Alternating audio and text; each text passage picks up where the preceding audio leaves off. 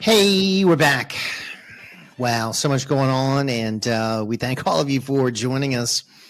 Right now, we're going to bring on our Ringside All-Star that we always look forward to visiting with on Mondays, talk show host, commentator, of course, website publisher and author, our friend Josh Bernstein with us. Josh, how are you? Good morning and welcome. I'm doing great, Jeff. Great to be back on the program with you. Hey, Josh, before we get into the issues, let's give everyone an update on jbushow.com. jbushow.com, that is the place to go to get a lot of exposés and investigations that other people are not really talking about. One of the things that I'm looking into is Gavin Newsom and his ties to a very wealthy family that owns not just a lot of real estate, but a lot of water rights in the state of California.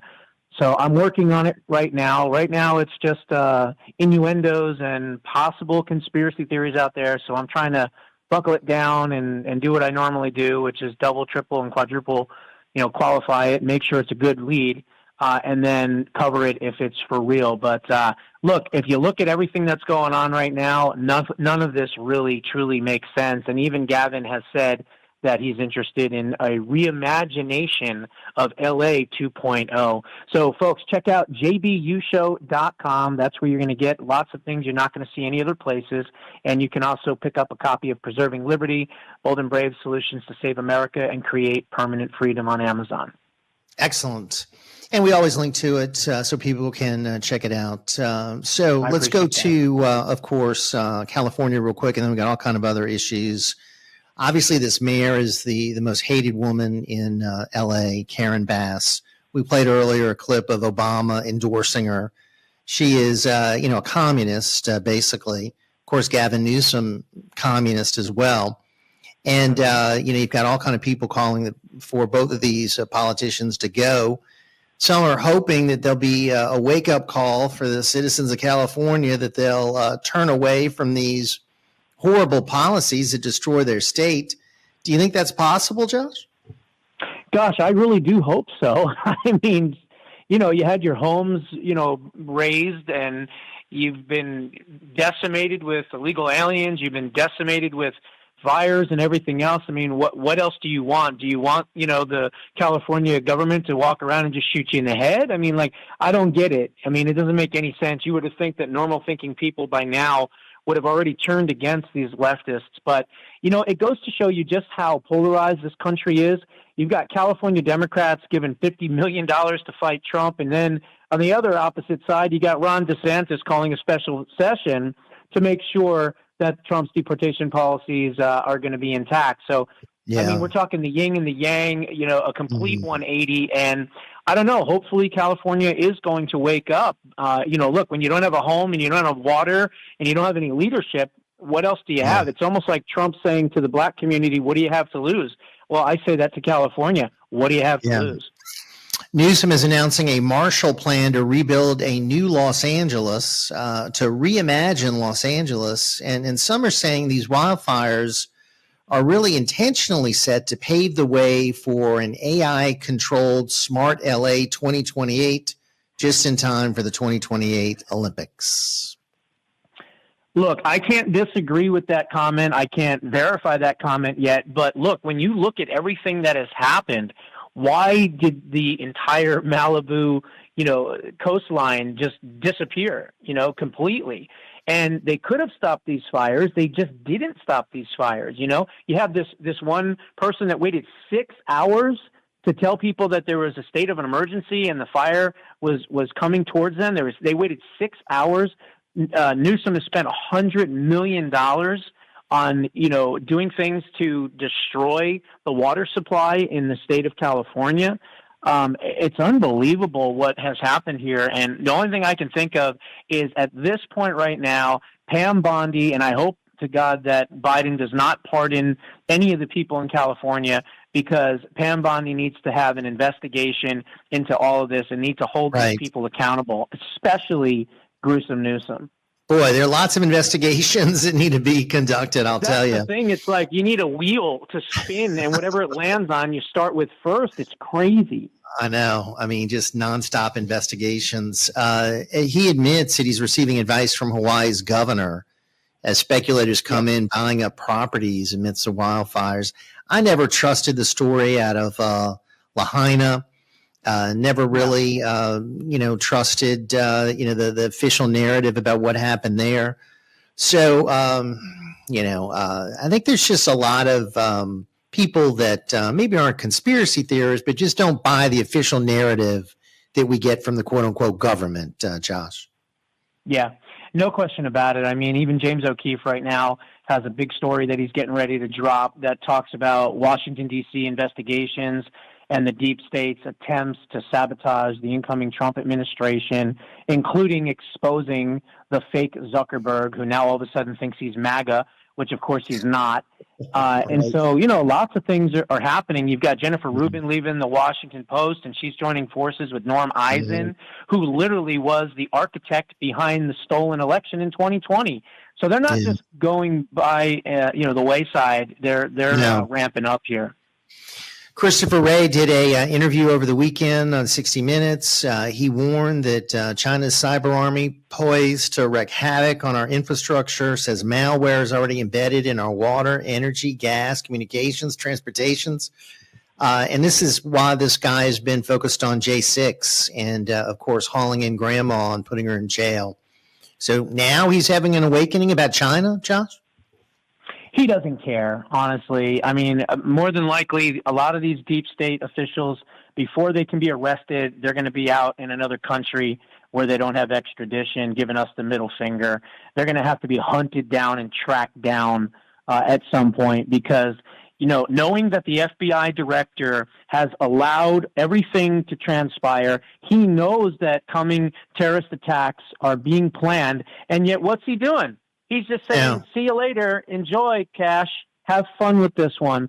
I mean, these people are the most evil, sadistic, vicious people ever to have walked the face of this earth, and I'm serious about that. Yeah. They are no different than, Nazis and fascists, because that's what they are. And they need to be held accountable, and they need to be destroyed, and hopefully most of them go to jail for the rest of their lives.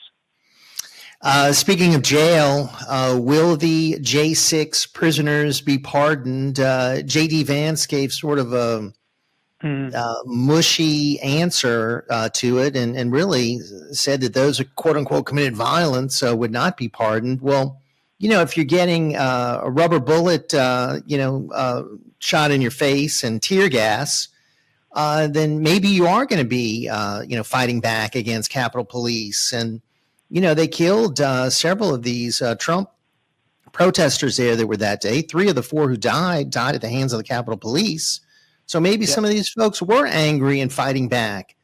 I think being in jail 4 years is long enough. They should all be released, in my view. Your thoughts, Josh? 100% agreement with you. Full pardons for everybody.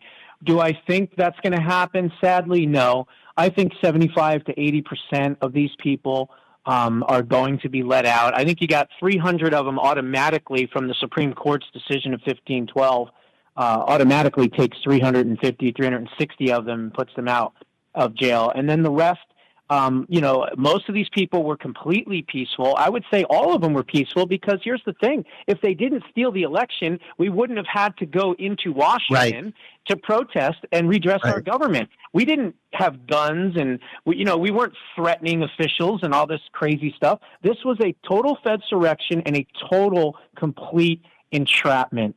And the American people need to know this.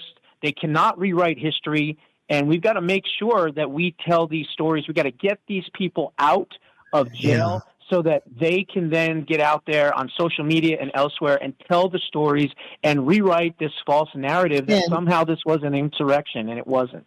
And tell the story of the abuse that they've received and the inhumane treatment that they've received and the treatment worse than terrorists that they've received. Speaking of terrorists, Biden's in the process of closing down Gitmo. It's gone from 40 to 15. He just released a bunch of them. Today, he released another 3. That's going to get down to 9. He probably wants to close it down before Trump gets back in. Well, look, I mean, even if he was to do that, I don't think he actually has the ability to completely close it down. Because even if he did something like that with an executive order, all President Trump has to do is say, we're open for business again. And then, and put all the terrorists right back in it. So look, it's a tit for tat. It's basically a selfish, non-caring dictatorship that has fallen, and their last gasps are to try to do, these stupid, antics basically on the way out. And we just got to get through this inauguration, get Trump inaugurated. I know, get Trump inaugurated, get him in office, and I think things are going to be a lot better for this country pretty soon. Josh Bernstein with us, Jeff Crouere here. It's Ringside Politics on the airwaves on WGSO 990 AM, WGSO.com. All right, so are you on board with us buying Greenland? According to a new poll, majority in Greenland support becoming part of the U.S.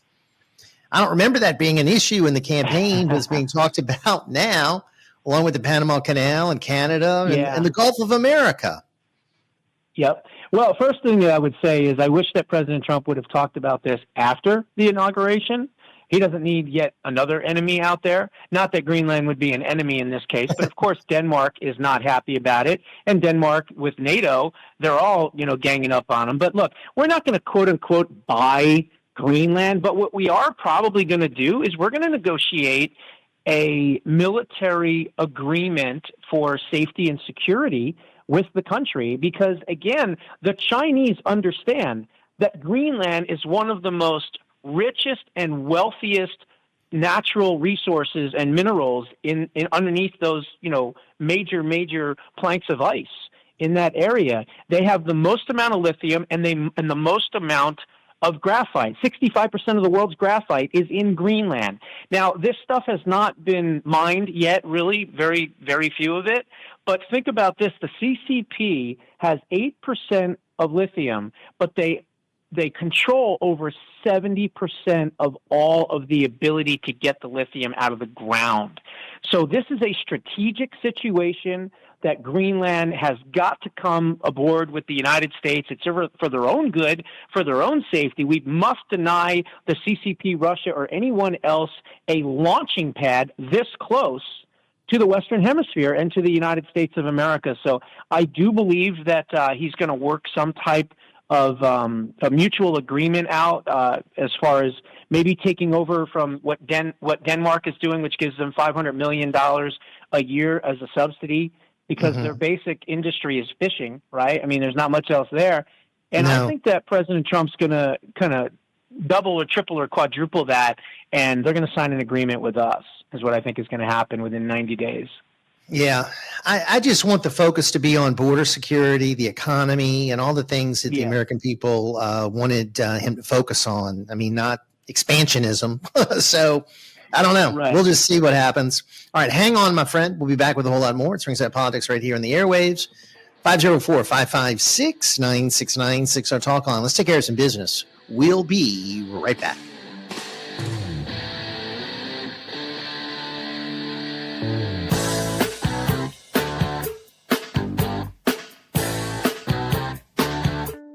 Hey, this is Trip Lee with Air Conditioned Ambulance. Did your cooling system struggle to keep your house cool this summer? If so, now is the best time to replace that old, inefficient system. Call AC Ambulance, a family-owned, second-generation, 40-plus-year-old company, and get 0% financing on select Daikin units, backed by a 12-year parts and labor warranty. Don't delay. Call today. 504-467-1400. That's 504-467-1400. On Thursday, January 16th, you can hear the president of the Metro Crime Commission, Raphael Goyeneche, when he speaks at our next Home Defense Foundation meeting. That's Thursday, the 16th, 7 p.m. at CC's Coffee on Metairie Road. Free raffle prizes, great fellowship. It's really a lot of fun, and you can make new friends. You can also sign up for a free firearm class. Everything is free at HDF.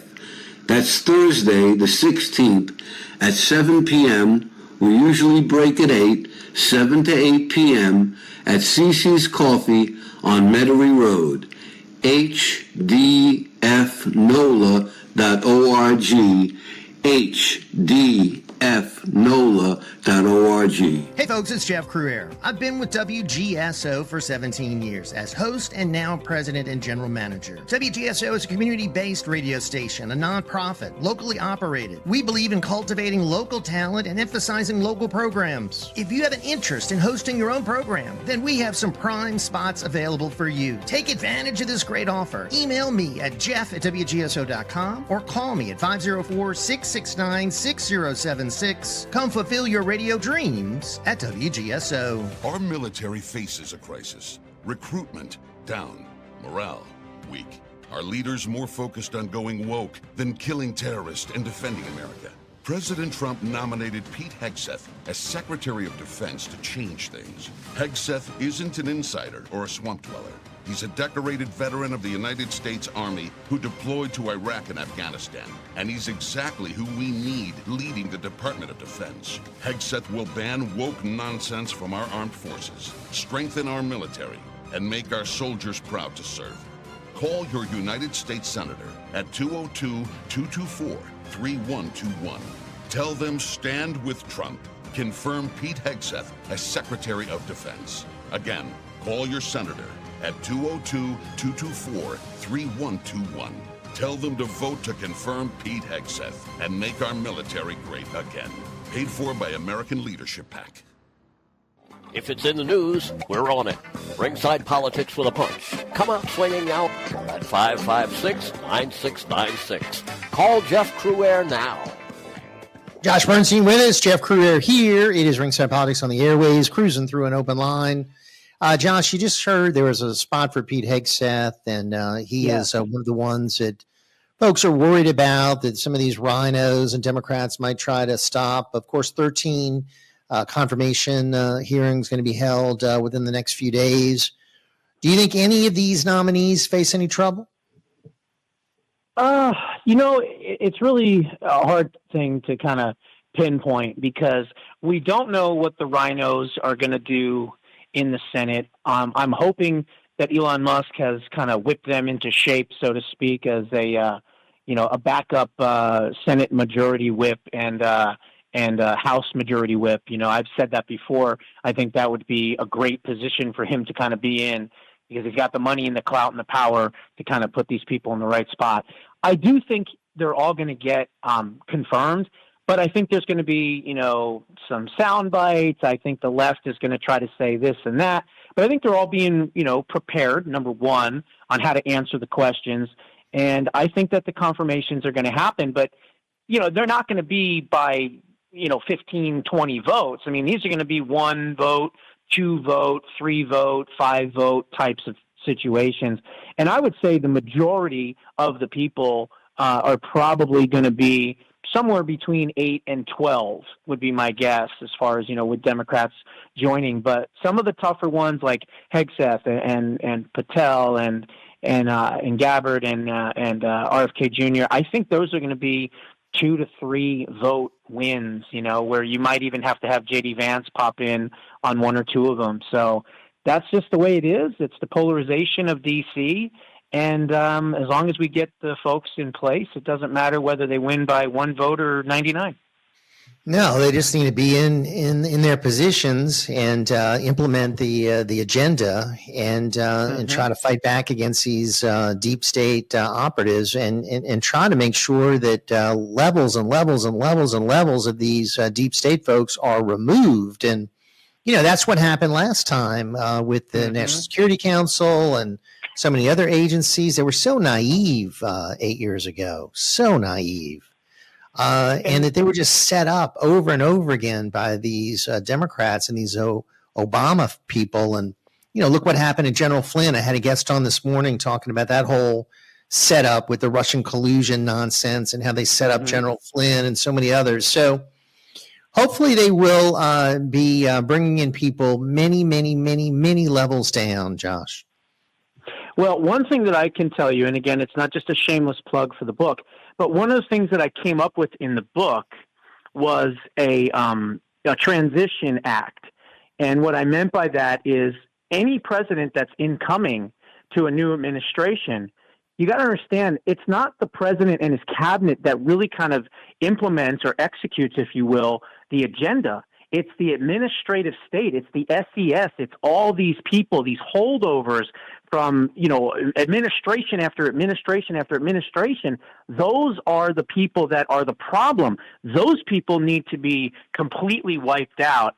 And one of the things that I talk about in the book is I say that anyone that comes into a new administration, whether it's Republican or Democrat, doesn't matter, they should be on notice for 30 days. That you have 30 days to reapply for your job. And if we don't want to hire you, you're gone. That's it. You're over with.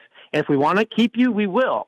And we ought to have an automatic thing that just triggers any new president that comes in, whoever is in the former administration, you automatically have to reapply for your job within 30 days.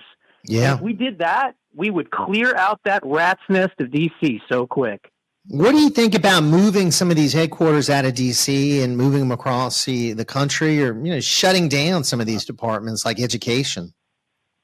Yeah, that's the thing. I would much rather shut them down than even just move them. Because look, what did Nancy Pelosi do in the last few years? She actually took the Capitol Police and put them in other states instead of keeping them just in Washington. So I don't really want an expansion of the federal government and the administrative state, messing up and destroying other states that don't have them now. So you're right. I would rather just shut them down completely. Look, anything the federal government can do, the state governments can do 1,000 times better. The federal government should be as inconsequential in our lives as humanly possible. Its only goal should be for national security and nothing else. Everything else can be relegated to the states. Yeah. That's what a constitutional republic is supposed to look like. Right.